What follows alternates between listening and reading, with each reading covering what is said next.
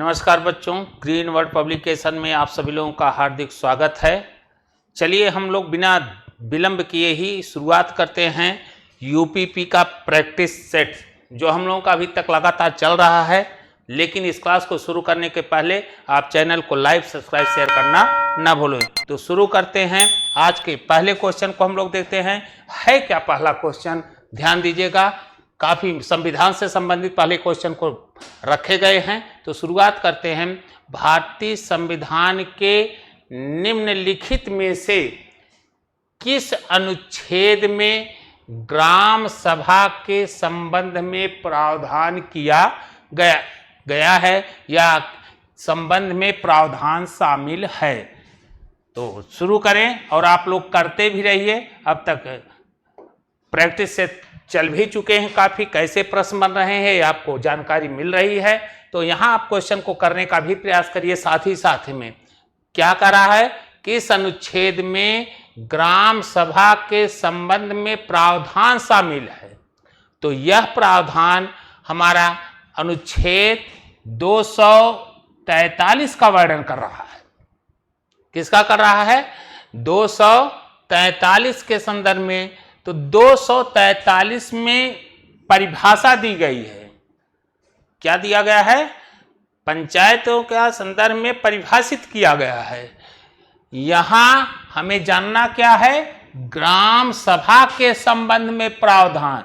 तो ग्राम सभा के संबंध में प्रावधान जो है वह अनुच्छेद 243 ए के अंतर्गत वर्णित है। किसमें है? अनुच्छेद 243 में कहा गया है कि प्रत्येक पंचायत के अंतर्गत एक ग्राम सभा होगी। क्या होगी? एक ग्राम सभा होगी।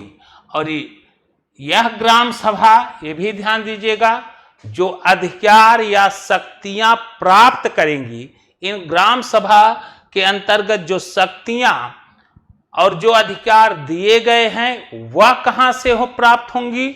वह राज्य विधान सभाओं के, जिस राज्य के अंतर्गत ग्राम सभा गठित किया गया है उस राज्य विधान सभाओं के, राज्य की जो क्या हैं विधान सभाएं हैं, उन राज्य की विधान सभाओं के बनाए हुए कानूनों के आधार पर इन्हें शक्तियां एवं अधिकार प्रदान किए गए हैं।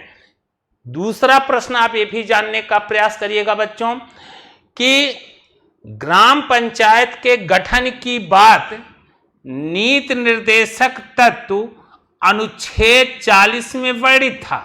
कहने का मतलब संविधान बनते ही हमें ग्राम सभा के संदर्भ में वर्णन या ग्राम सभा के संदर्भ में संविधान बनते समय इसका जो वर्णन किया गया है वह कहाँ है? अनुच्छेद 40 में। और इस अनुच्छेद 40 के नीति निर्देशक तत्व में कहा गया था कि राज्य का यह दायित्व है कि वह ग्राम सभा का गठन करे। और यहाँ नीति निर्देशक तत्व में यह बातें कही गई थी जिसे प्राप्त करने के लिए संविधान के अंतर्गत संशोधन लाया गया। कौन सा संशोधन लाया गया? वह दो संशोधन 73वां एवं 74वां संविधान संशोधन लाया गया। कौन कौन सा? 73वां एवं 74वां संविधान, जिसके तहत 73वें एवं 74वें संविधान संशोधन अधिनियम 1992 के अंतर्गत, किसके अंतर्गत? 1992 के अंतर्गत ग्राम स्तर पर ग्राम पंचायत के गठन का बात कहा गया और शहर स्तर पर शहरी निकायों के गठन की बात कही गई है। किसके अंतर्गत? शहरी निकायों की। तो इन प्रश्न के साथ साथ यह भी आप शहरी निकायों के बात कही गई है। इन संशोधनों को भी आप याद रखिएगा। कहने का मतलब ग्राम पंचायत एक हमारे संवैधानिक दर्जा दिया गया है। वह कब? 73वें एवं 74वें संविधान संशोधन द्वारा। तो यह प्रश्न यहां पर आप पूरी तरह से क्लियर हो गए होंगे। अगर हम अनुच्छेद की यहां चर्चा करें तो 300 में क्या है? संपत्ति का अधिकार है। क्या है? संपत्ति का अधिकार था हमारे यहाँ स्वतंत्रता के अधिकार में 1961 में। इसे हटा करके 1901 को हटा करके संपत्ति के अधिकार को क्या बना दिया गया, विधिक अधिकार, और उसे कहां रख दिया गया, अनुच्छेद 300A के अंतर्गत। और यहां दो राज्यों से संबंधित कानून के बनाने के संदर्भ में वर्णन किया गया है। तो बात इन आर्टिकलों के संदर्भ में भी आप जान गए। अनुच्छेद 243 में क्या किया गया है, परिभाषा, और यहां ग्राम सभा के संदर्भ में प्रावधान किए गए हैं। क्लियर हो गया होगा। चलें अगले प्रश्नों पर। तो शुरू करते हैं, हम अगले प्रश्न को देखते हैं वह क्या है और कैसे प्रश्न बनाए जा रहे हैं। किस मुगल शासक ने धार्मिक आधार पर किस मुगल शासक ने धार्मिक आधार पर लगाए गए जजिया और तीर्थ यात्रा कर को समाप्त किया? कौन सा ऐसा मुस्लिम शासक था जिसने जजिया और तीर्थ यात्रा कर को क्या किया, समाप्त किया? तो पहला चीज जानिएगा, वह शासक कौन था? बहादुर शाह प्रथम नहीं था, औरंगजेब भी नहीं था, कौन? अकबर था। अकबर ने कौन कौन से कर समाप्त किए? जजिया कर को समाप्त किया, और कौन सा? तीर्थ यात्रा कर को समाप्त किया। कुछ और भी इसके संदर्भ में हम लोगों को जानना जरूरी हो जाता है। यहां से अगर प्रश्न पढ़ रहे हैं तो संभावनाएं हैं कि यहां से भी प्रश्न और भी जुड़ सकते हैं, नए बनाए जा सकते हैं। वह है प्रश्न कौन बनाने वाले? तो यहां ध्यान दीजिएगा कि अकबर के द्वारा 1562 में, ध्यान दीजिएगा कब? अकबर के द्वारा 1562 में दास प्रथा को समाप्त किया। क्या समाप्त किया? 1562 में दास प्रथा को इनके द्वारा समाप्त किया गया, यह भी ध्यान दीजिएगा। दूसरा प्रश्न है कि 1562 के साथ साथ एक डेट और याद रखिएगा, 1563 में अकबर के द्वारा तीर्थ यात्रा कर भी क्या किया गया? समाप्त किया गया। क्लियर हो गया। 1562 में दास प्रथा को, 1563 में तीर्थ यात्रा कर को भी समाप्त किया। और दूसरा जो प्रश्न यहां जजिया से पूछा जा रहा है, यह जजिया कर को अकबर के द्वारा समाप्त किया गया डेट भी आप जाने, 1564 में जजिया कर को भी समाप्त कर दिया गया। किसके द्वारा? अकबर के द्वारा इन जजिया कर को समाप्त किया गया। और आगे ये भी थोड़ा सा जानिएगा कि 1575 में अकबर के द्वारा, बहुत पूछा गया प्रश्न है, अकबर के द्वारा 1575 में फतेहपुर सीकरी में, कहां? फतेहपुर सीकरी में इबादत खाने की स्थापना की गई थी, जिसमें शुरुआत में अगर हम बात करें इस इबादत खाने के अंतर्गत अगर हम शुरू की बात करें तो इसमें केवल वे मुसलमान थे जो सिख, सैयद एवं उलमाओं को ही इसमें आने की इजाजत थी। किसको? सैयद और उलमाओं को, सैयद और किसको? उलेमाओं को। लेकिन बाद में यह धार्मिक संस्थान में सभी लोगों के लिए खोल दिए गए। तो चलें हम दूसरे प्रश्न को यहां समापन करते हैं। तो पहला प्रश्न, जजिया तीर्थ यात्रा कर समाप्त किसने किया? क्लियर रखिएगा, कौन समाप्त किया? अकबर। आगे कुछ और भी याद रखिएगा कि 1562 में दास प्रथा, 1563 में तीर्थ यात्रा कर, 1564 में जजिया कर को समाप्त किया गया, और साथ ही साथ 1575 में इनके द्वारा इबादत खाने की स्थापना की गई, जो शुरू में सैयद उलमाओं के मुसलमानों के लिए ही खोले गए थे, बाद में सभी वर्गों के लिए खोल दिए गए। बढ़े अगले प्रश्नों पर। चलो शुरू करते हैं, अगले प्रश्न को हम लोग देखते हैं। अगला प्रश्न आपका साइंस से रिलेटिव है और वह है, कौन से विषाणु से, निम्नलिखित में से कौन से विषाणु से स्वाइन फ्लू होता है? स्वाइन फ्लू किससे होता है? किस विषाणु से स्वाइन फ्लू होता है? तो यहां का उत्तर आप जानिए। यहां पहला ही विकल्प है H1N1 विषाणु से। तो आपका यही उत्तर है कि H1 और N1 विषाणु से कौन सा? इसी विषाणु से स्वाइन फ्लू होता है। और यह ऐसा है जिसमें सुअर, जानवरों तथा मनुष्यों में, कहां कहां? सुअरों, जानवरों व मनुष्यों में यह रोग फैलता है। सुअर, जानवरों और मनुष्यों के अंतर्गत या मनुष्यों में यह रोग फैलता है, संक्रमित कर सकता है। और स्वाइन फ्लू से होता क्या है? बुखार आएगा, बुखार आता है, और साथ ही साथ खांसी, बुखार आ सकता है, खांसी आएगा, और साथ साथ गले खराश, दर्द आदि चीजें उत्पन्न होती है। तो यह भी क्वेश्चन आपका यहां से क्लियर हो गया कि किस विषाणु से स्वाइन फ्लू बनता है। तो आप क्या कहोगे? H1 और N1 विषाणु से स्वाइन फैलता है। और इबोला विषाणु से मानव में फैलने वाला ये भी एक गंभीर बीमारी है। इबोला वायरस मानव में गंभीर, यह जंगली जानवरों से। इबोला वायरस क्या है? इबोला विषाणु क्या है? यह मानव में फैलने वाला एक गंभीर बीमारी है। और इस गंभीर बीमारी के पीछे आप जरूर याद रखिएगा, यह जंगली जानवरों से मानव में फैलता है। कहां फैलता है? जंगली जानवरों से मानव में फैलता है। तो कहने का मतलब इबोला वायरस के विषय में भी आप इसको क्लियर रखिएगा कि यह किससे फैलता है? जंगली जानवरों से यह फैलता है। और रेबीज एक विषाणु जनित बीमारी है। इसमें इंसानों में जानवरों से संचालित होती है। इसमें क्या होता है?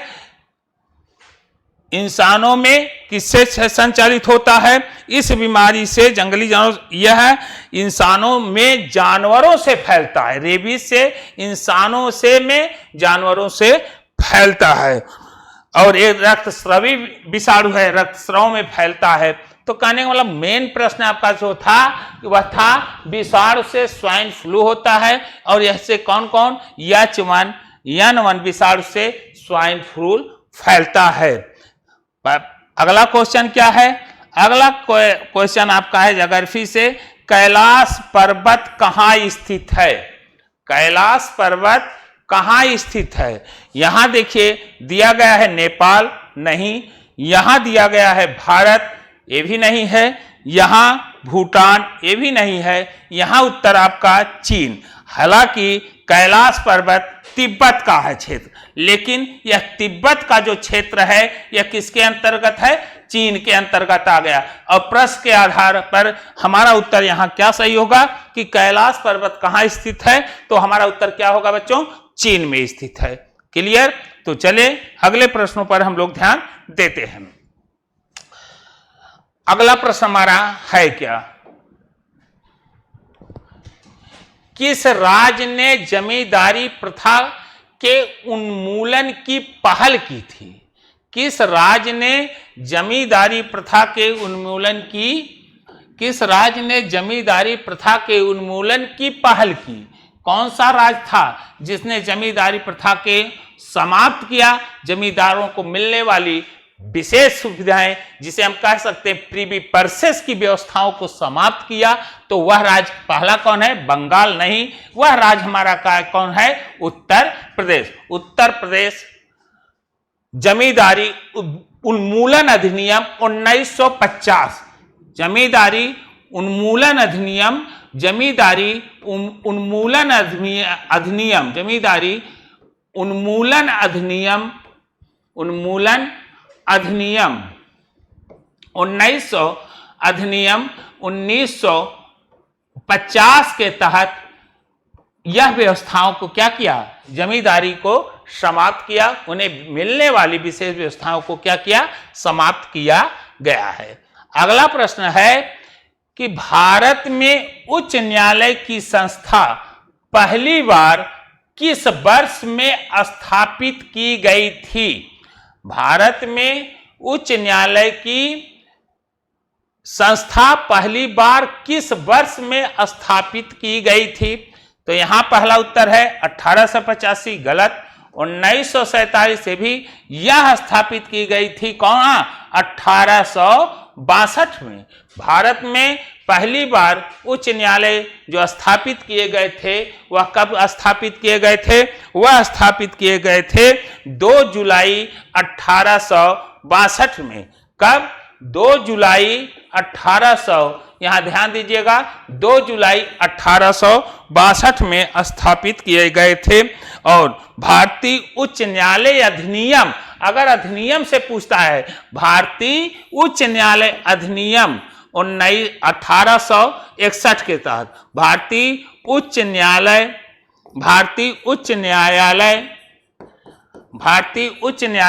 अधिनियम 1861 के तहत, किस अधिनियम के तहत? 1861 के तहत भारतीय उच्च न्यायालय की स्थापना 1862 में की गई। और इसके तहत कलकत्ता, बंबई और मद्रास, यह जरूर याद रखिएगा, इसके तहत कितने उच्च न्यायालय स्थापित हुए?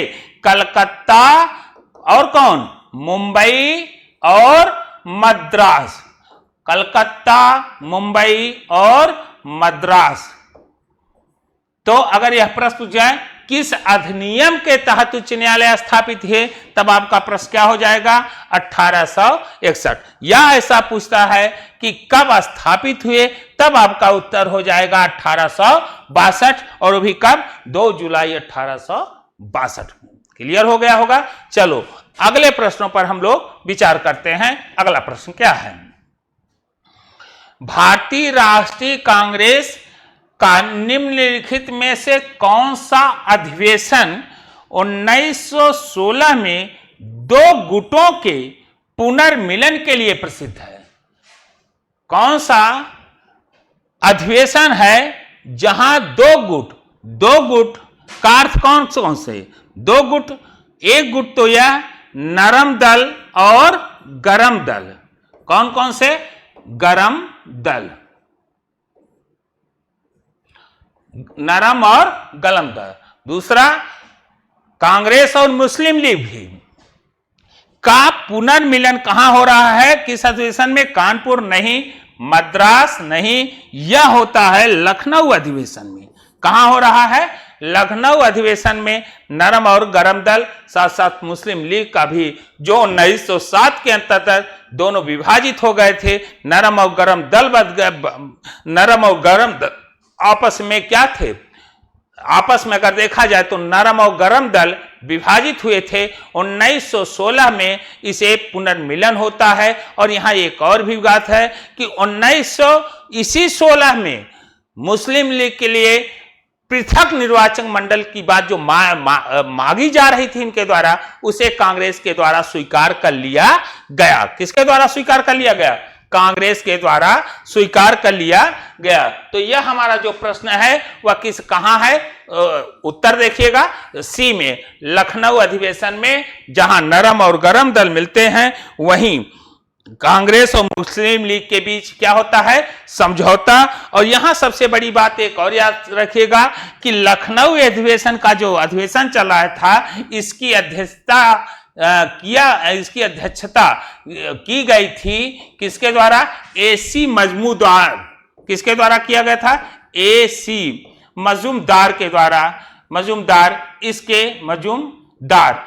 एसी मजूमदार इसके क्या थे? अध्यक्ष थे। इनकी अध्यक्षता में किया गया था। तो क्लियर हो गया। अगला प्रश्न हम लोग देखते हैं। अगला प्रश्न आपका संविधान से है। उत्तर प्रदेश विधानसभा में कितने नामित एंग्लो इंडियन सदस्य हैं? उत्तर प्रदेश विधानसभा में नॉमिनेटेड रूप में एंग्लो इंडियन को कितने सदस्य हैं? तो यहां ध्यान है पहला विकल्प 4 नहीं, 3 नहीं, 1 है। कितने हैं? 1 है, 2 भी नहीं है। लेकिन यहां एक चीज और भी क्लियर रखिएगा कि अनुच्छेद संविधान संशोधन का पाठ है 104वां संविधान संशोधन अधिनियम के द्वारा, संविधान संशोधन अधिनियम के द्वारा, इसके तहत 104वें संविधान संशोधन अधिनियम के द्वारा जो एंग्लो इंडियन के सदस्य को मनोनीत किया जाता था, इस अधिनियम के द्वारा इसे पूरी तरह से अब क्या कर दिया गया है? समाप्त कर दिया गया है। अब उत्तर प्रदेश की राज्य विधानसभा में कितने हैं? कुल 403 सीटें हैं। यह अब समाप्त कर दिया गया। कौन? जो एंग्लो इंडियन के एक सदस्य को राज्यपाल द्वारा मनोनीत किया जाता था। तो यहां का क्वेश्चन हम यहीं पर पूर्ण विराम करते हैं। चलें अगले क्वेश्चन की तरफ। अगले क्वेश्चन की तरफ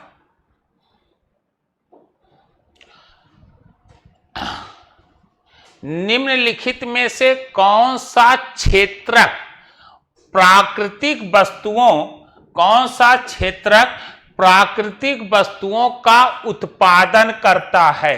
कौन सा क्षेत्रक प्राकृतिक वस्तुओं का उत्पादन करता है? प्राकृतिक वस्तुओं का उत्पादन किस तृतीयक क्षेत्र में आता है? नहीं।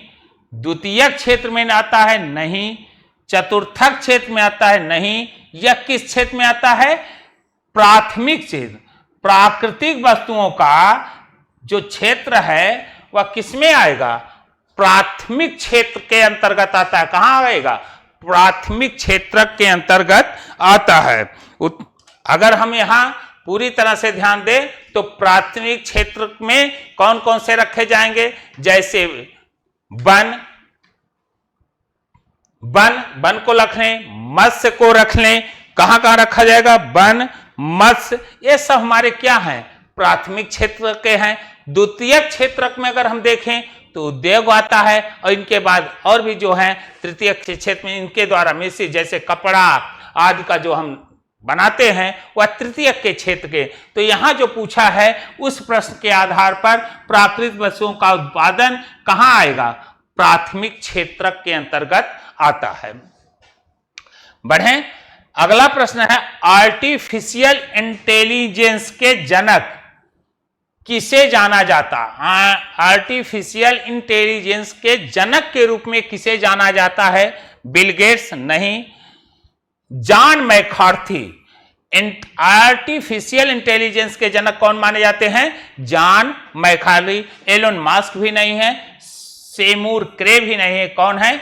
John McCarthy. अगला क्वेश्चन आपका पुनः संविधान से है, उस पर थोड़ा सा हम लोग विचार करते हैं। भारतीय संविधान के निम्नलिखित अन्य किस अनुच्छेद के तहत राज्यों में विधायिका का गठन किया गया था? राज्यों में विधायिका का गठन, राज्य विधानमंडल का गठन किस आर्टिकल के तहत किया गया था? अनुच्छेद 366 नहीं, इसमें परिभाषा दी गई है। अनुच्छेद 156 राज्यपाल से संबंधित है। अगर यहां हम देखें अनुच्छेद 168, तो अनुच्छेद 168 यह कहता है प्रत्येक राज्यों में एक विधान मंडल होगी। क्या कहता है? प्रत्येक राज्यों में एक विधान मंडल होगी। यह कौन कर रहा है? आर्टिकल 168। यह विधान मंडल में के कहीं कहीं 2 सदनों से मिलकर बनेगा, कहीं कहीं एक ही होगा, और इसके कहीं 3 पार्ट तो कहीं 2। यहां अंग के रूप में इसमें होता है कौन? राज्यपाल। और दूसरा, कुछ राज्यों में विधान परिषदें होंगी, कुछ में नहीं। तो 168 विधान परिषद के विषय में जो वर्णन करेगा, वह विधान परिषद से संदर्भित जो वर्णन किया जा रहा है वह आर्टिकल है 169। और विधान परिषद, और 170 में जिसका वर्णन हो रहा है वह आपका है विधान सभा। क्या है? और 171 में फिर यही परिभाषा यहां गठन के संदर्भ में वर्णन किया जा रहा। तो यहां का जो आर्टिकल है वह आप क्लियर हो गए होंगे कि भारतीय संविधान के किस अनुच्छेद के तहत राज्यों में विधायिका का गठन किया गया था। वह है राज्य कौन?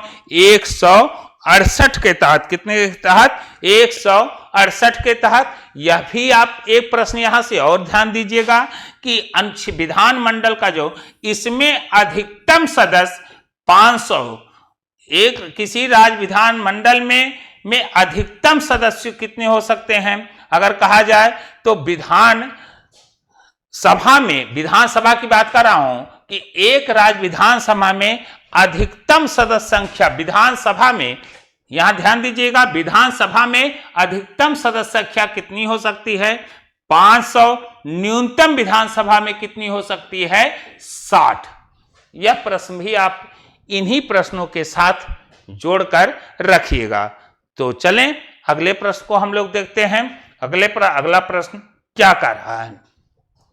विश्व का एकमात्र ऐसा कौन सा देश है जो बाघों और शेरों का प्राकृतिक आवास में रखता है? प्राकृतिक आवास में रखता है भूटान? नहीं। भारत। वह देश कौन सा है? भारत। यह आप याद रखिएगा, बाघों और शेरों का उनके प्राकृतिक आवासों में रखता है। वह है कौन सा देश? वह देश आपका है भारत। म्यांमार भी नहीं है, नेपाल भी नहीं है। तो चलें अब आगे बढ़ते हैं हम अगले प्रश्नों की तरफ। अगला प्रश्न हमारा है क्या? वह देखा जाए, पुनः संविधान से ही संबंधित प्रश्न है। वह कहां है? संविधान द्वारा परिकल्पित लोकसभा के सदस्यों की, संविधान द्वारा परिकल्पित लोकसभा के सदस्यों की अधिकतम संख्या कितनी होती है? यहां आप क्या पूछ रहा है? वहां विधानसभा बताए थे, यहां क्या पूछ रहा है? लोकसभा।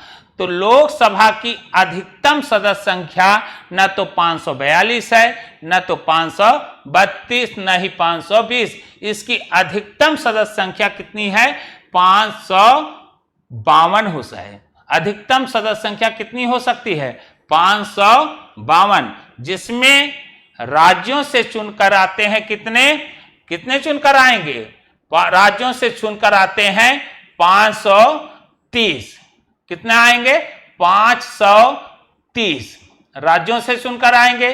केंद्र शासित से जो चुनकर आएंगे वह आएंगे 20, और एंग्लो इंडियन के जो आते हैं वो आएंगे 2। लेकिन 104वां संविधान के द्वारा इसे भी समाप्त कर दिया गया है।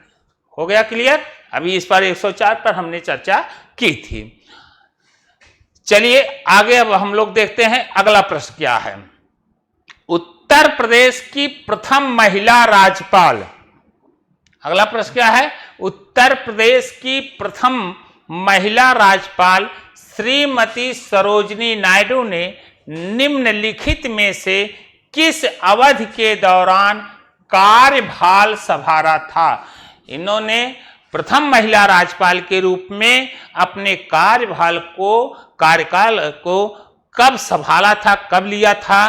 तो 1946 से 48 नहीं, 1947 से लेकर कब तक? 1949 तक। कब तक? 1947 से 51 भी नहीं है। यहां उत्तर आपका क्या होगा बच्चों? 1947 से लेकर कब तक? 1949 तक। 1949 तक यह वर्णन किया गया है। कहने का 15 अगस्त 1947 से कब? 15 अगस्त 1947 से 2 मार्च 15 अगस्त 1947 से, अगर देखा जाए 15 अगस्त 1947 से यहां 2 मार्च 1949 किसका कार्यकाल भार को अपने सरोजिनी नायडू के द्वारा संभाला गया था। बढ़े अगले प्रश्नों पर। अगला प्रश्न हमारा है कि 1857 के विद्रोह के समय मुगल शासक कौन था? 1857 में जब विद्रोह हुआ उस समय मुगल शासक कौन था? तो उस समय मुगल शासक जहांगीर नहीं, बहादुर शाह द्वितीय था। कौन था? जिस समय 1857 का विद्रोह हुआ उस समय मुगल शासक कौन था? बहादुर शाह द्वितीय था। कौन था? बहादुर शाह द्वितीय उस समय मुगल शासक के रूप में थे और इन्हें बाद में रंगून भेज दिया गया और जहां बाद में आकर के उनकी क्या हो गई? मृत्यु हो गई। तो मुगल शासक कौन था? बहादुर शाह द्वितीय। अगला प्रश्न, 1662 ईस्वी में पुर्तगाल के राजा ने इंग्लैंड के चार्ल्स द्वितीय को कौन सा भारतीय तटीय शहर दहेज के तौर पर उपहार में दिया था? क्वेश्चन को एक बार पुनः समझें। 1662 ईस्वी में पुर्तगाल के राजा ने इंग्लैंड के चार्ल्स द्वितीय को कौन सा भारतीय तटीय शहर दहेज के तौर पर उपहार स्वरूप दिया गया था? वह तटीय शहर कौन सा है? मुंबई। पुर्तगाल की राजकुमारी कैथरीन, पुर्तगाल की राजकुमारी कौन थी? कैथरीन। और चार्ल्स द्वितीय से को यह तटीय शहर किस रूप में दिया गया था? दहेज के रूप में दिया गया था और दहेज के रूप में दिया गया था। और 1600 अगर देखा जाए तो 68 में 10 पाउंड वार्षिक में, 1600 फिर से ध्यान दीजिए, 1668 में 10 पाउंड वार्षिक, 10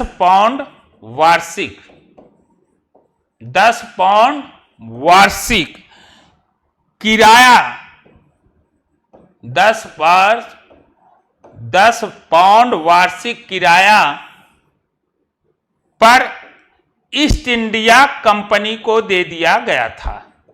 किसको दे दिया गया? ईस्ट इंडिया कंपनी को दिया गया। बढ़ें तो हमारा 1662 में वह तटीय शहर कौन सा था जो दहेज के रूप में दिया गया था? तो वह तटीय शहर आपका कौन था? मुंबई। अगला प्रश्न देखा जाए। अगला प्रश्न हमारा है कि वह इतालवी यात्री जिसने विजयनगर साम्राज्य का अत्यंत प्रशंसात्मक विस्तृत वर्णन किया है वह है कौन? तो यहां पर थोड़ा सा ध्यान दिया, कौन कौन से हैं? Marco Polo, Niccolo Conti. यह कौन है? निकोलो कोंटी, जिसने विजयनगर साम्राज्य का अत्यंत प्रशंसात्मक रूप से वर्णन किया गया था। निकोलो कोंटी यात्री था जो 1420 में कब आया था? यहां ध्यान दीजिएगा, कब आया था? यह 1420 में कब आया था? विजयनगर। कहां आया था? विजयनगर में कौन आया था? Niccolo Conti. निकोलो कोंटी कब आया है? 1420 में विजयनगर में। विजयनगर देवराय प्रथम के शासनकाल में। कहां? देवराय प्रथम के शासनकाल में। देवराय प्रथम के शासनकाल में आया था। कौन? निकोलो कोंटी देवराय प्रथम के शासनकाल में लाया और इनके शासनकाल में आकर के विजयनगर साम्राज्य की प्रशंसात्मक रूप से इसने वर्णन किया। और दास और इसने निकोलो कोंटी जब आया तो जहां विजयनगर साम्राज्य का प्रशंसा किया, वहीं दास प्रथा पर भी इसका उल्लेख मिलता है। दास प्रथा पर भी इनके द्वारा जिक्र किया गया। तो यहां हमें क्या याद रखना है कि विजयनगर साम्राज्य में प्रशंसात्मक कौन यात्री आया था? निकोलो कोंटी, जिसने दास प्रथा का भी उल्लेख किया था। उस समय यहां का शासक कौन था? देवराय प्रथम। कौन था? देवराय प्रथम। चले अगले प्रश्न पर।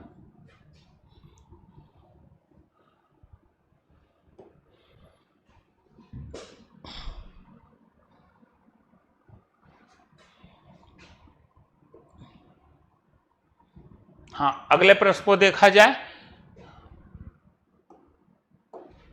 अगला प्रश्न क्या है? अप्रैल 2024 में केंद्रीय रक्षा मंत्रालय द्वारा नई दिल्ली में चीफ ऑफ डिफेंस स्टाफ द्वारा आयोजित सम्मेलन का नाम क्या है? 2024 में केंद्रीय रक्षा मंत्रालय द्वारा नई दिल्ली में चीफ ऑफ, जिसे CSD chief of defence staff द्वारा आयोजित सम्मेलन का नाम क्या है? इस सम्मेलन का नाम क्या है? तो यह ध्यान दीजिएगा, अप्रैल 2024, 8 अप्रैल 2024 में, 8 अप्रैल 2024 में चीफ ऑफ डिफेंस के द्वारा आयोजित सम्मेलन का जो नाम दिया गया था वो परिवर्तन नहीं, परिवर्तन मनन भी नहीं, परिवर्तन चिंतन। क्या नाम दिया गया था? परिवर्तन चिंतन। जो कहां आयोजित किया गया था? नई दिल्ली। ये भी याद रखिएगा, कहां? नई दिल्ली में। परिवर्तन चिंतन का द्वारा आयोजित सम्मेलन का नाम था परिवर्तन चिंतन। यह सम्मेलन कहां हुआ था? यह सम्मेलन हुआ था नई दिल्ली में। अगला प्रश्न हमारा क्या है? अगला प्रश्न है, वर्ष 2024 में मिस्र में अब्देल फतह अल सीसी ने कितनी बार राष्ट्रपति के रूप में शपथ ली? कितनी बार राष्ट्रपति के रूप में 2024 में मिस्र में अब्देल फतह सीसी ने कितनी बार राष्ट्रपति के रूप में शपथ ली? पहली नहीं, इनका तो बड़ा ही पॉपुलर रहा है। ये कितनी बार शपथ लिए? तीसरी बार शपथ ली। कितनी बार? तीसरी बार इनके द्वारा शपथ ली गई। तो अब्देल फतह अल सीसी ने तीसरी बार शपथ ली। अगला प्रश्न है, प्रधानमंत्री कौशल विकास योजना किस वर्ष शुरू की गई थी? किस वर्ष प्रधानमंत्री कौशल विकास योजना, प्रधानमंत्री कौशल विकास योजना किस वर्ष शुरू की गई? 2016, 2014, 2017, 2015। 2015 में प्रधानमंत्री कौशल विकास योजना किसके लिए शुरू की गई थी? युवाओं के लिए यह योजना लाई गई थी बच्चों। और इस योजना का उद्देश्य था कि जो युवा शिक्षित, जो जिसके अनुरूप जिसकी योग्यता, उसी के अनुसार उनको काम दिलाने की बात कही, योग्यता को ध्यान में रखकर काम देने की बात कही गई थी। और यह योजना जो लाई गई थी कहां? 2015 में। तो योग्यता अनुसार रोजगार, इसकी सबसे बड़ी विशेषता है। इसमें क्या कहा गया था? योग्यता अनुसार योजना, योग्यता अनुसार रोजगार, योग्यता अनुसार रोजगार देने की बात कही गई थी। हो गया? तो चलें अगले प्रश्न देखें। छऊ नृत्य युद्ध परंपराएं, मंदिर अनुष्ठानों आदि का मिश्रण है। यह भारत के किस क्षेत्र में किया जाता है? कौन सा? छऊ, नृत्य, युद्ध परंपराओं, मंदिर अनुष्ठानों आदि का मिश्रण है। यह भारत के किस क्षेत्र में किया जाता है? छऊ नृत्य दक्षिणी में, उत्तरी में, पूर्वी में। कहां किया जाता है? पूर्वी में। दक्षिणी में नहीं होता, उत्तरी में नहीं होता, बल्कि कहां किया जाता है? पूर्वी में किया जाता है। पूर्वी जो पश्चिम बंगाल, उड़ीसा, झारखंड। छऊ नृत्य मुख्यतः कहां है? उड़ीसा,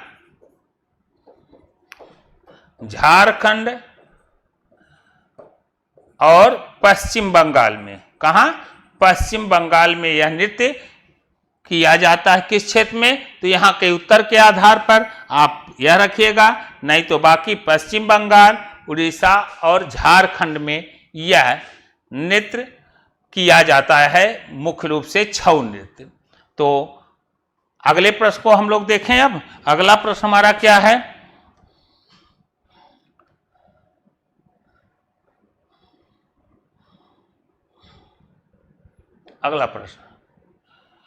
अगला प्रश्न है कि निम्नलिखित में से कौन सा तत्व हैलोजन समूह के अंतर्गत नहीं आता? कौन सा तत्व है जो हैलोजन समूह के अंतर्गत नहीं आता? हैलोजन समूह के अंतर्गत नहीं आता कौन सा तत्व है? ब्रोमीन नहीं, एस्टेटाइटिन ये भी नहीं, हीलियम। हैलोजन तत्व के अंतर्गत कौन सा तत्व नहीं आता? कौन नहीं आता? हैलोजन। क्लोरीन ये भी नहीं है। तो कौन नहीं आता पूछ रहा है, तो हैलोजन के अंतर्गत कौन नहीं आता? हीलियम नहीं आता। कौन नहीं आता? हीलियम नहीं आता। और हैलोजन के अंतर्गत 17 तत्व हैं इसके अंतर्गत शामिल। हैलोजन के अंतर्गत कितने तत्व सम्मिलित हैं? 17 तत्व सम्मिलित हैं, जिसमें हम कह सकते हैं हीलियम इसके अंतर्गत नहीं आता। हीलियम इसमें नहीं आता। बाकी आते हैं फ्लोरीन, क्रोमीन और ब्रोमीन, आयोडीन, एस्टेटेटिन, ये सारे आते हैं, लेकिन हीलियम इसमें नहीं आता है। तो विकल्प आपका यह है। बढ़े।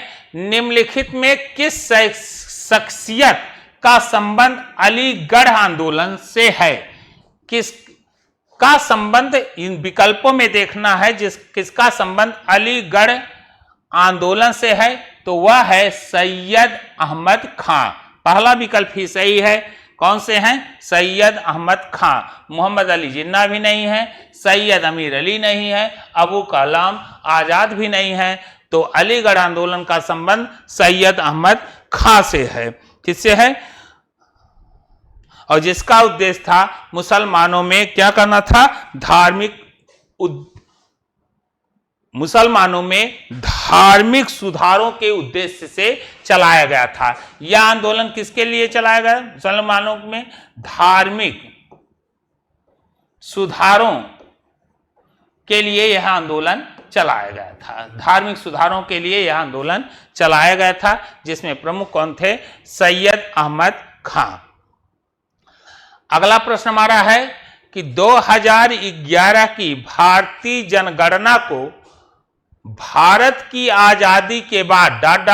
जनगणना अभियान कहा जा सकता है। जनगणना अभियान कहा जाता है। 2011 की भारतीय जनगणना को भारत की आजादी के बाद कौन सी जनगणना कही जाती है?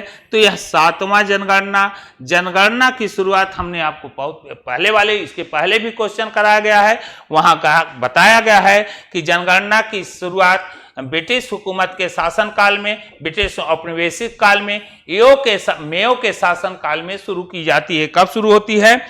मेयो के शासनकाल में प्रथम जनगणना, और वो भी कब? 1872 में। कब की? मेयो के शासनकाल में कब शुरू किया गया?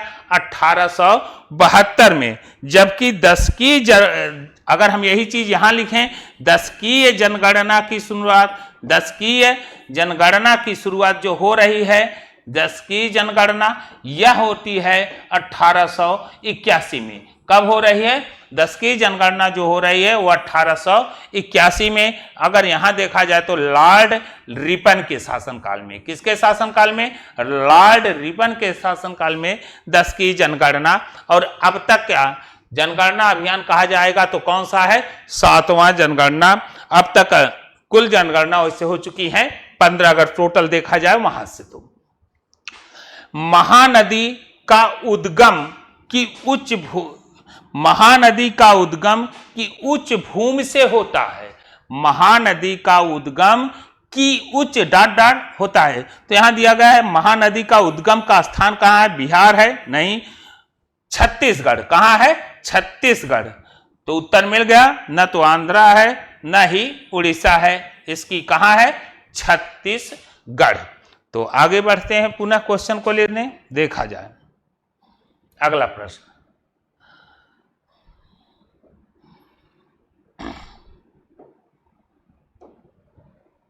अगला है, भारत में किस धार्मिक समूह के लोग नवरोज उत्सव मनाते हैं? नवरोज उत्सव कौन सा धार्मिक समूह है जो नवरोज उत्सव को मनाता है?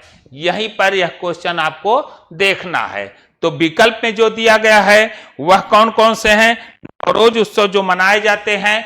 पहला दिया गया है जैन, नहीं, पारसी।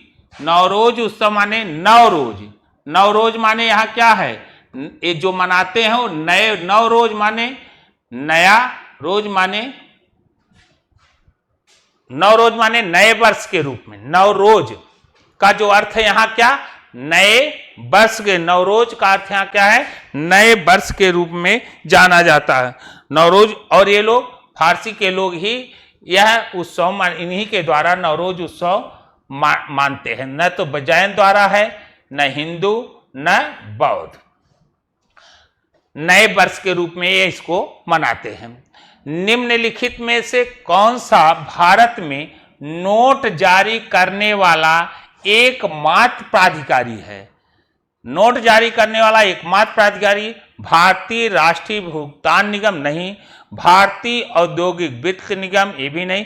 भारतीय रिजर्व बैंक। कौन नोटों का निर्गमन करता है? भारतीय रिजर्व बैंक नोटों का निर्गमन करता है। अगला प्रश्न है, उत्तर प्रदेश का गुरु पूर्णिमा पर्व त्योहार गुरु पूर्णिमा पर समर्पित है किस ऋषि के लिए यह समर्पित है? गुरु पूर्णिमा पर्व जो मनाया जाता है किस ऋषि के लिए है? तो यहां जो उत्तर होगा बच्चों वह है व्यास को। गुरु पूर्णिमा किसके लिए? वेद व्यास को। वशिष्ठ नहीं, वाल्मीकि को नहीं, भृगु को नहीं, बल्कि गुरु पूर्णिमा किसके लिए समर्पित, किसके उपलक्ष्य में मनाया जाता है? व्यास के सम्मान में समर्पित है। उत्तर प्रदेश के किस क्षेत्र में सोयाबीन की फसल मुख्यतः उगाई जाती है? यहां देखा जाए पूर्वी क्षेत्र नहीं, केंद्रीय क्षेत्र यहां भी नहीं, विंध्य क्षेत्र, बुंदेलखंड क्षेत्र में सोयाबीन कहां की फसल मुख्यतः उगाई जाती है? सोयाबीन की फसल मुख्यतः उगाई जाती है। कौन कौन सा दिया गया है? पूर्वी क्षेत्र और केंद्रीय क्षेत्र और आगे आपका विंध्य क्षेत्र, बुंदेलखंडी क्षेत्र। तो कहां में उगाया जाता है? तो आपका उत्तर यहां हो गया है बुंदेलखंडी क्षेत्र, जिसमें सोयाबीन, मूंगफली, आलू, अदरक, गेहूं।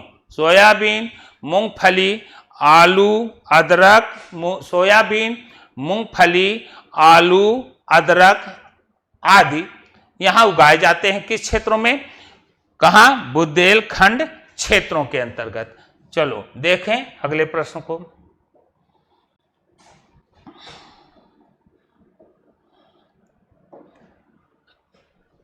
उत्तर प्रदेश में केंद्रीय कृषि विश्वविद्यालय की स्थापना हो रही है।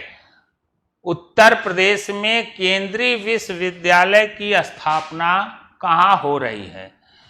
विकल्प में है वाराणसी में, करंट से क्वेश्चन है आपका, बादा में, झांसी में। उत्तर प्रदेश में कृषि विश्वविद्यालय की स्थापना कहाँ हो रही है? झांसी में। उत्तर प्रदेश में कृषि विश्वविद्यालय की स्थापना जो हो रही है वह झांसी में। अगला क्वेश्चन क्या है?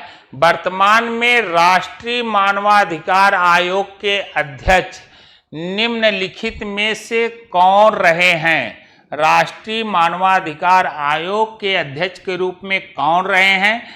तो यह हैं अरुण कुमार मिश्रा।